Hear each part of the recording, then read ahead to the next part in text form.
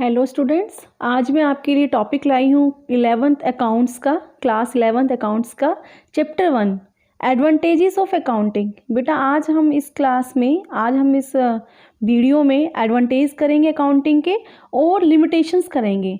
Advantage का मतलब बेटा पता है ना क्या होता है? बेनिफिट। बेनिफिट्स क्या हैं अकाउंटिंग के?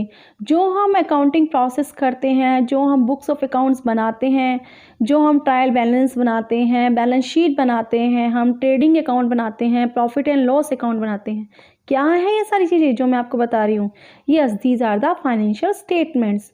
मतलब फाइनेंस की रिकॉर्डिंग की जो स्टेटमेंट होती हैं, जो हम अकाउंट्स मेंटेन करते हैं या हम जो बुक्स ऑफ अकाउंट्स बनाते हैं, उनके क्या क्या बेनिफिट हैं ऑर्गेनाइजेशन को या बिजनेस को, क्या क्या बेनिफिट हैं इस अकाउंटिंग प्रोसेस को करने से। या हम ये कह लें कि जो अकाउंट्स मेंटेन करते हैं, जो बैलेंस शीट बनाते हैं, ट्रायल बैलेंस बनाते हैं या फाइनेंशियल स्टेटमेंट्स बनाते हैं, सब एक ही बात है बेटा। ठीक है, अभी तो ये लेमन टर्म्स में ही बता रही हूँ मैं आपको। फाइनेंशियल स्टेटमेंट जो बनाते हैं, इसके क्या क्या बेनिफिट होते हैं बिजनेस को। तो सबसे पहले जो बेनिफिट होता है वो होता है फाइनेंशियल इंफॉर्मेशन अबाउट बिजनेस। मतलब बिजनेस के बारे में फाइनेंशियल परफॉर्मेंस कैसी है, ठीक है, एक पर्टिकुलर टाइम पीरियड के लिए, कि जैसे कि मान लो 1 साल की या 6 मंथ्स की या 3 मंथ्स की हमें फाइनेंशियल पोजीशन जाननी है। ठीक है, उसकी फाइनेंशियल परफॉर्मेंस जाननी है। परफॉर्मेंस मतलब कि बिजनेस को प्रॉफिट हुआ या लॉस हुआ। ठीक है, तो उसके रिगार्डिंग फाइनेंशियल इंफॉर्मेशन जो है हमें बिजनेस की फाइनेंशियल इंफॉर्मेशन जो है वो हमें मिल जाती है थ्रू अकाउंटिंग। अगर हम प्रॉपर अकाउंट्स मेंटेन करें तो हमें बिजनेस की प्रॉफिटेबिलिटी क्या है या लॉस आ रहा है बिजनेस में, यानी क्या परफॉर्मेंस रही उसकी, तो उसके रिगार्डिंग फाइनेंशियल इंफॉर्मेशन हमें अकाउंटिंग के थ्रू मिल जाती है। ठीक है, सेकंड बेनिफिट है बेटा असिस्टेंस टू मैनेजमेंट। असिस्टेंस का मतलब क्या है? हेल्प। ठीक है, एक तरह से मैनेजमेंट को भी हेल्प मिल जाती है। किससे हेल्प? कौन हेल्प कर रहा है? अकाउंटिंग हेल्प कर रहा है। अकाउंटिंग हेल्प कर रहा है मैनेजमेंट को। अगर मैनेजमेंट फाइनेंशियल परफॉर्मेंस देखता है, फाइनेंशियल इंफॉर्मेशन देखता है, ठीक है, तो मैनेजमेंट टाइम से पर्टिकुलर जो है कोई बिजनेस प्लान बनाना है, उसने कोई डिसीजन लेने हैं या कोई किसी बिजनेस की एक्टिविटी पे उसको कंट्रोल करना है, तो उसमें मैनेजमेंट को हेल्प मिल जाती है। राइट, तो अकाउंटिंग क्या करता है? मैनेजमेंट को असिस्टेंस प्रोवाइड करता है। राइट, नेक्स्ट अकाउंटिंग सबसे बड़ा क्या काम करता है? Yes, it replaces memory. मतलब अगर हम अकाउंटिंग रिकॉर्ड सिस्टमेटिक वे में रखेंगे, ठीक है, और टाइमली रिकॉर्ड करेंगे सारी ट्रांजेक्शन्स को, तो क्या होंगे? वो ट्रांजेक्शन हमेशा हमेशा के लिए रिकॉर्ड हो जाएंगी और वो हमारी मेमोरी एक तरह से वहाँ पे जो है रिकॉर्ड हो जाएगी। मान लो हमने एक्स के साथ कोई ट्रांजेक्शन की, हमने मान लो उसको 2000 रुपीज़ के गुड्स बेचे। राइट, मिस्टर बी को हमने उससे 1900 रुपीज़ लिए, किसी को हमने 750 रुपीज़ पे किए, एम्प्लॉयज़ जो है 20 एम्प्लॉयज़ उनको हमने सैलरी पे की। मतलब ये सारी बातें क्या हम याद रख सकते हैं अपने ऑर्गेनाइजेशन के लिए, अपने बिजनेस में? नहीं रख सकते ना। तो हम उसको याद रखने के पॉइंट ऑफ व्यू से हम क्या करते हैं? अकाउंट्स बनाते हैं और फिर अकाउंटिंग क्या करता है? मेमोरी को हमारे रिप्लेस कर देता है, यानी कि हम उन ट्रांजेक्शन्स को एक पर्टिकुलर अकाउंट्स में और फाइनेंशियल स्टेटमेंट में रिकॉर्ड करके रख लेते हैं। ठीक है, नेक्स्ट ये क्या काम करता है और हमारे लिए एक कंपैरेटिव स्टडी जो है प्रोवाइड करता है। It facilitates comparative study.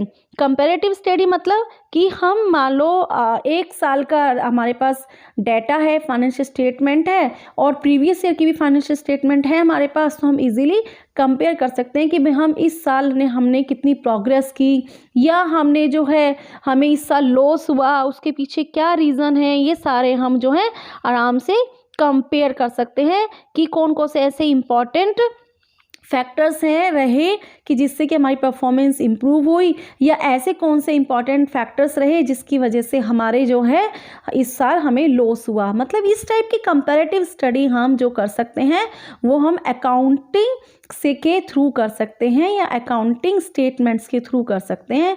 तो अकाउंटिंग क्या करता है? कंपैरेटिव स्टडी में हमें फैसिलिटेट करता है। नेक्स्ट और क्या करता है? It facilitates settlement of tax liabilities. Yes, हमारे जो अकाउंटिंग है वो टैक्स लाइबिलिटीज़ को सेटलमेंट में भी हेल्प करता है। कैसे करता है? देखो, जब हम सिस्टमेटिक वे में अकाउंट्स मेंटेन करते हैं, सिस्टमेटिक वे में रिकॉर्डिंग करते हैं, क्लासीफाइंग करते हैं, ट्रायल बैलेंस बनाते हैं, ट्रेडिंग अकाउंट बनाते हैं, मींस फाइनेंशियल स्टेटमेंट बनाते हैं, राइट। तो सिस्टमेटिक फाइनेंशियल स्टेटमेंट से इमीडिएटली हमें ये पता चल जाता है कि हमें कितना इनकम टैक्स पे करना है, कितना हमें जीएसटी पे करना है, हमारी लाइबिलिटी क्या है। ठीक है, तो हम इजीली अपनी टैक्स लाइबिलिटी को इजीली सेटल डाउन कर लेते हैं, राइट। नेक्स्ट ये क्या करता है, हेल्प करता है हमारी। नेक्स्ट हमें क्या बेनिफिट प्रोवाइड करता है? It facilitates loans, right. क्या करता है? अकाउंटिंग हमें लोन लेने में हेल्प करता है। क्यों? जैसे कि जो बैंक होते हैं, जो फाइनेंशियल इंस्टीट्यूशंस होते हैं, वो हमारी अकाउंटिंग स्टेटमेंट्स को ही तो देखकर डिसाइड कर पाते हैं कि भाई बिजनेस जो है ये, इसकी फाइनेंशियल पोजीशन अच्छी है, ये अच्छे से परफॉर्म कर रहा है। ठीक है, तो अकाउंटिंग रिकॉर्ड्स को, अकाउंटिंग डेटा को देखकर ही तो वो डिसाइड करता है कि भाई इस बिज़नेस को लोन देना चाहिए, नहीं देना चाहिए। ठीक है, इस बिज़नेस के पास जो है प्रॉस्पेक्ट्स के चांस हैं, नहीं है, ग्रोथ करने के चांस हैं या नहीं है। तो ये सारे जो बैंक इंफॉर्मेशन देखता है, वो इंफॉर्मेशन कहाँ से देखता है? वो इंफॉर्मेशन हमारे अकाउंटिंग रिकॉर्ड से देखता है। तो मतलब अकाउंटिंग क्या करता है? लोन देने में हमें फैसिलिटेट करता है, हेल्प करता है। नेक्स्ट बहुत ही इंपॉर्टेंट बेनिफिट है ये, आपका एग्जाम में भी आता है कि अकाउंटिंग क्या करता है? एविडेंस प्रोवाइड करता है कोर्ट में। अगर हमें कोर्ट में हमारा कोई डिस्प्यूट चल रहा है, राइट, तो ये जो हमारे अकाउंटिंग रिकॉर्ड होते हैं ना, ये अकाउंटिंग रिकॉर्ड एक तरह से एविडेंस का भी काम करते हैं। ओके, एविडेंस समझते हो ना? सबूत का भी काम करते हैं। तो अकाउंटिंग क्या करता है? एविडेंस प्रोवाइड करता है इन केस अगर हमारा कोई डिस्प्यूट चल रहा है कोर्ट में। नेक्स्ट क्या करता है? It facilitates sale of business. देखो, अगर हम बिजनेस को सेल करना चाहें तो हम क्या कर सकते हैं? अपने अकाउंटिंग इंफॉर्मेशन को दिखा सकते हैं और भी अकाउंटिंग रिकॉर्ड्स दिखा सकते हैं, अपनी फाइनेंशियल पोजीशंस दिखा सकते हैं, फाइनेंशियल परफॉर्मेंस दिखा सकते हैं। ठीक है, तो ये सारी चीज़ें कैसे का जो है पॉसिबल है? अकाउंटिंग की हेल्प से पॉसिबल है, क्योंकि अकाउंटिंग के अंदर हम अपने सिस्टमेटिक अकाउंटिंग इन्फॉर्मेशन को रिकॉर्ड करके रखते हैं, जिससे कि हम इजीली अगर अपना बिजनेस सेल करना चाहें तो हम इजीली अपना बिजनेस को सेल कर सकते हैं। नेक्स्ट बेनिफिट क्या है? It provides assistance in the event of insolvency. Insolvency का मतलब क्या होता है बेटा? पता है इंसॉल्वेंसी का मतलब? इंसॉल्वेंसी वो सिचुएशन होती है जब बिजनेस अपने लाइबिलिटी को पे करने में एबल नहीं है, जब वो अपनी लाइबिलिटीज़ को या अपनी पेमेंट को टाइम से पे नहीं कर पा रहा है, तो उस केस को इंसॉल्वेंसी कहते हैं। ठीक है, तो एक तरह से जब इंसॉल्वेंसी की सिचुएशंस आती है तो पास्ट रिकॉर्ड को देखकर इजीली सिस्टमेटिक अकाउंटिंग रिकॉर्ड को मेंटेन करने से ही ये सिचुएशन को हम जो है एनालाइज कर सकते हैं, और अकाउंटिंग रिकॉर्ड ही हमें हेल्प करते हैं कि हम इंसॉल्वेंसी इवेंट को कैसे जो है दूर कर सकें। ओके, नेक्स्ट पॉइंट है helpful in partnership account. Yes, accounting record हमारे पार्टनरशिप अकाउंट बनाने में भी हेल्प करते हैं। यस, सपोज हमारी कोई पार्टनरशिप में बिजनेस है और हम अगर अपने पार्टनरशिप में अपना जो है प्रॉफिट या लॉस है या सैलरी है या कैपिटल पर इंटरेस्ट है, उसको आपस में डिस्ट्रीब्यूट करना चाहें, तो हम जब पहले अपने अकाउंटिंग को मेंटेन करेंगे, अकाउंटिंग रिकॉर्ड बनाएंगे, उसके बाद हम पार्टनरशिप में जो है अकाउंट्स मेंटेन करते हैं। जैसे कि सपोज़ हमारा कोई नया पार्टनर आ रहा है या पुराना पार्टनर जा रहा है बिजनेस से, तो इस टाइप की रिकॉर्डिंग, इस टाइप की फैसिलिटी बनाने में हेल्प करता है accounting. Now it helps on decision making also. मतलब किस टाइप के डिसीजन लेने में? अगर मान लो जो बिज़नेस का ओनर है, जो बिज़नेस का प्रोप्राइटर है, ठीक है, अगर वो कोई डिसीज़न लेना चाहता है कि भाई कितने, मतलब मुझे किस टाइप पे के गुड्स जो है मैंने कितने टाइप में बेची है या ख़रीदी है, या मुझे कोई प्लान बनाना है, या कोई मुझे पॉलिसी बनानी अपने बिज़नेस के लिए, या कोई मुझे मान लो कि मुझे अपने डाटर्स के लिए कोई डिस्काउंट जो है डिसीज़न लेना है, तो किसी भी टाइप का कोई डिसीज़न अगर लेना चाहता है प्रोप्राइटर या बिज़नेस का ओनर, तो अकाउंटिंग की हेल्प से वो इजीली कोई भी डिसीज़न ले सकता है। ओके स्टूडेंट्स, तो आज ये हमारा जो टॉपिक है एडवांटेजेस ऑफ अकाउंटिंग, और नेक्स्ट टॉपिक और अब हम कर लेते हैं। नेक्स्ट टॉपिक करते हैं हम इसमें limitation of accounting. Right, limitation of accounting का मीनिंग क्या है? लिमिटेशन मतलब अकाउंटिंग के जो अभी हमने बेनिफिट्स किए ना, एडवांटेजेस किए कि ये सारे एडवांटेजेस ये है, ये करता है, वो करता है, इसमें हेल्प करता है, उसमें हेल्प करता है, ठीक है। इसके साथ साथ बेटा अकाउंटिंग के कुछ ड्रॉबैक भी हैं। राइट, अकाउंटिंग के कुछ ड्रॉबैक भी हैं। लिमिटेशंस का मतलब डिसएडवांटेजेस, ड्रॉबैक। राइट, तो इसका ड्रॉबैक हम देख लेते हैं। फर्स्ट ड्रॉबैक क्या है? Accounting is not fully exact. Accounting जो है वो फुल्ली एग्जैक्ट नहीं है। राइट, कैसे नहीं है जो है accounting fully exact? Fully exact का मतलब फुल इंफॉर्मेशन ये प्रोवाइड नहीं करता, ठीक है। क्यों, कैसे हम कह सकते हैं कि ये फुल जो है इंफॉर्मेशन प्रोवाइड नहीं करता? राइट, क्योंकि यहाँ पर पॉइंट ये आता है कि जो हम अकाउंटिंग ट्रांजेक्शन्स रिकॉर्ड करते हैं, ठीक है, वो सारे अकाउंटिंग ट्रांजेक्शन्स जो हम रिकॉर्ड करते हैं, ठीक है, मान लिया भाई हमने कि हम एविडेंस के बेसिस पर हम जो है रिकॉर्ड करते हैं, लेकिन बेटा कुछ अकाउंटिंग जो इंफॉर्मेशन हम रिकॉर्ड करते हैं, कुछ हम एस्टिमेशन के बेसिस पर, एस्टिमेशन मतलब हमें मान के भी चलते हैं, एस्टिमेशन मतलब कुछ मान के भी चलते हैं, एस्टिमेट के बेस पर भी हम इंफॉर्मेशन जो है वो रिकॉर्ड करते हैं, या एस्टिमेशन के बेसिस पे हम प्रॉफिट या लॉस मेंटेन करते हैं, ठीक है। जैसे कि सपोज हम ये मानकर चलते हैं कि पर्टिकुलर असेट्स की जो कोई भी असेट है, कोई भी जैसे कि मशीनरी है, कि सपोज मान के चलो ये 10 साल चलेगी, ठीक है ना, तो 10 ईयर्स इसकी लाइफ है, ये मान के चलते हैं, तो 10 ईयर्स के बेसिस पर फिर हम उसमें रिकॉर्डिंग करते रहते हैं। तो इसीलिए हम कहते हैं कि अकाउंटिंग फुल्ली एग्जैक्ट नहीं होता, क्योंकि इसमें जो इन्फॉर्मेशन होती है कुछ एस्टिमेशन के पॉइंट से भी जो है वो चलती हैं, ठीक है।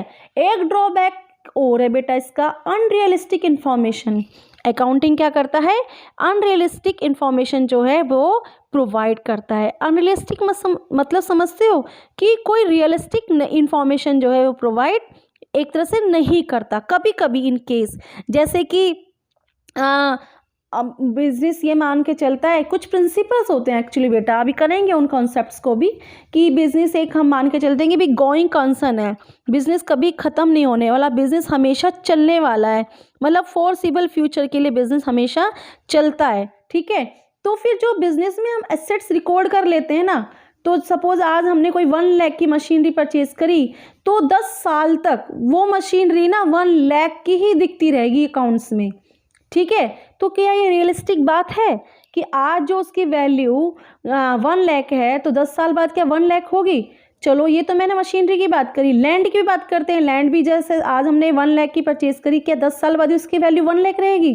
तो इस तरह से कोई रियलिस्टिक इन्फॉर्मेशन ये प्रोवाइड नहीं करता।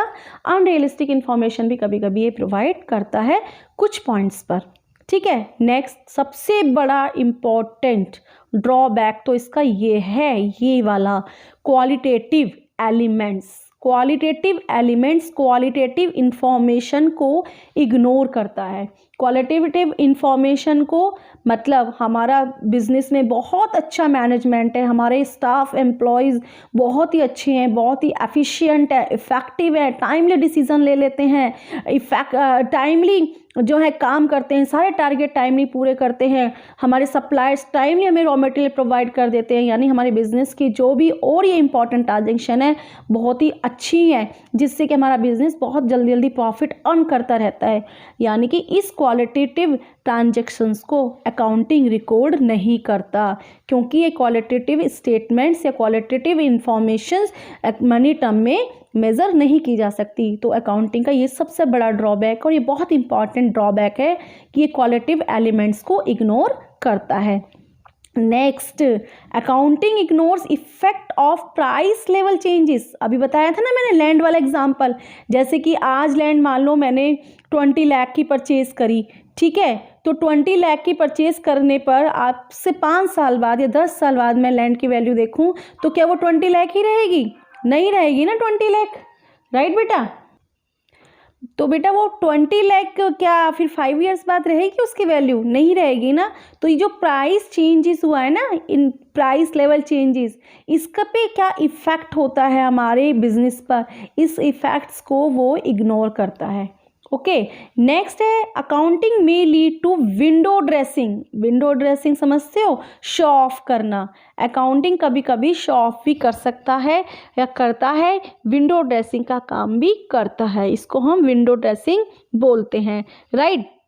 मतलब इसका क्या है? इसका मतलब ये है कि कभी कभी बिजनेस की जो फाइनेंशियल स्टेटमेंट होती हैं, जो इनकम स्टेटमेंट होती हैं, उसमें ट्रू एंड फेयर व्यू नहीं दिखाता।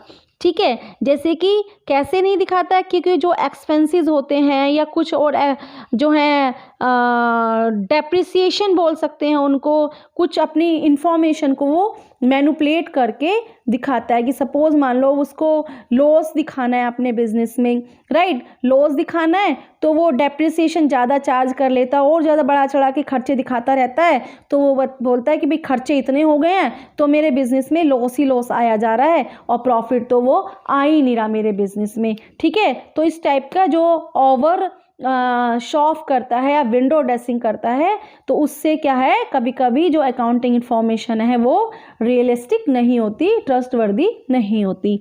ओके क्लास, तो बेटा अब हमारा जो ये अकाउंटिंग का लिमिटेशंस है और अकाउंटिंग के जो या ड्रॉबैक के हैं, ठीक है, ये हमारे कंप्लीट हो गए हैं। और हमने और क्या किया? आज हमने एडवांटेजेस ऑफ अकाउंटिंग की, राइट बेटा। अब नेक्स्ट वीडियो में हम करेंगे users of accounting informations, right. तो अभी सिर्फ इतना ही, और अगर आपको मेरे वीडियो अच्छी लगती तो प्लीज़ कमेंट करें मेरे वीडियो पर और मेरे चैनल को सब्सक्राइब करें। Thank you for watching my video.